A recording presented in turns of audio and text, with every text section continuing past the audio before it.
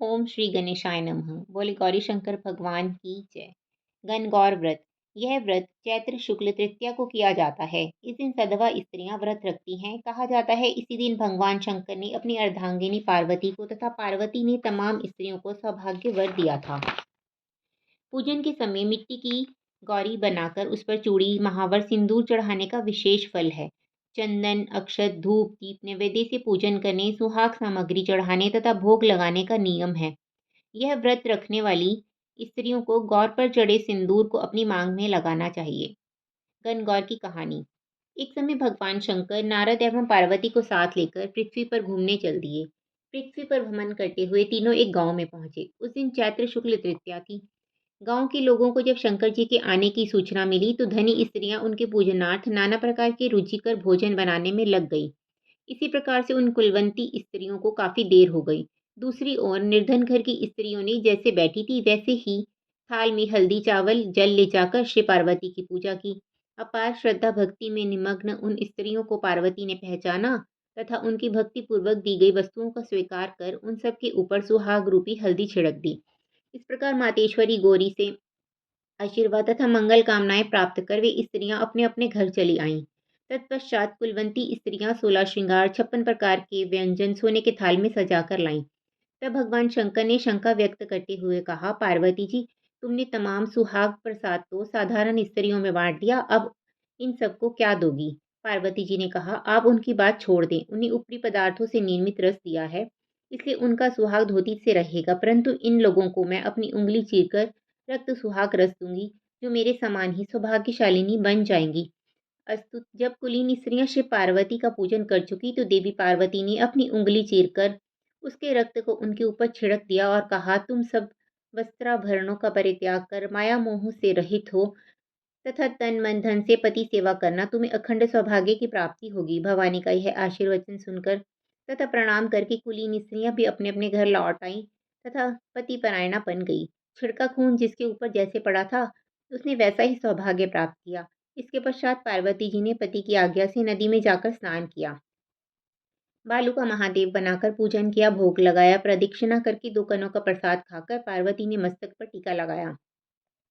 उसी समय उस पार्थिव लिंग से शिवजी प्रकट हुए तथा पार्वती को वरदान दिया, आज के दिन जो स्त्री मेरा पूजन और तुम्हारा व्रत करेगी उनके पति चिरंजीव रहेंगे तथा अंत में उन्हें मोक्ष मिलेगा। भगवान शिव यह वरदान देकर अंतर ध्यान हो गए। तत्पश्चात पार्वती जी नदी तट से चलकर उस स्थान पर आई जहाँ पर पति देव तथा ऋषि प्रवर नारद को छोड़कर गई थी।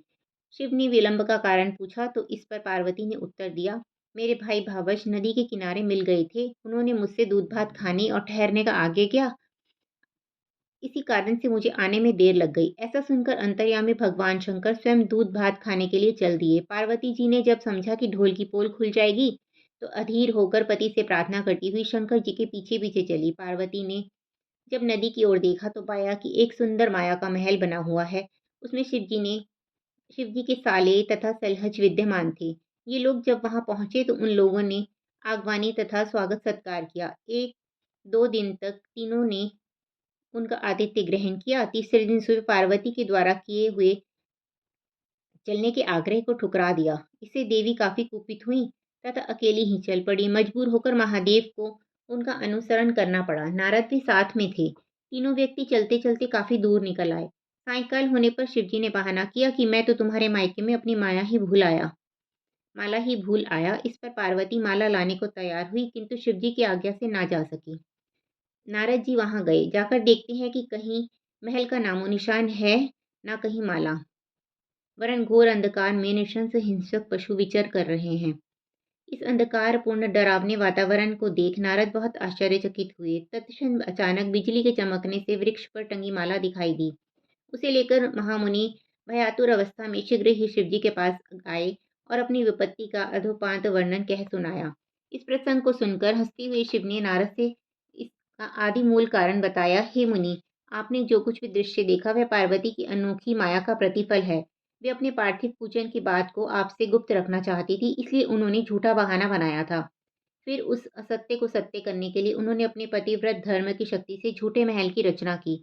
अपितु सच्चाई को उभारने के लिए ही मैंने माला लाने के लिए तुम्हें दोबारा उस स्थान पर भेजा था। ऐसा जानकर महर्षि नारद ने माता पार्वती के पतिव्रत प्रभाव से उत्पन्न घटना की मुक्त कंठ से प्रशंसा की। जहाँ तक उनके द्वारा पूजन की बात को छिपाने का सवाल है, वह भी समीचीन ही जान पड़ता है, क्योंकि पूजा छिपकर ही करनी चाहिए।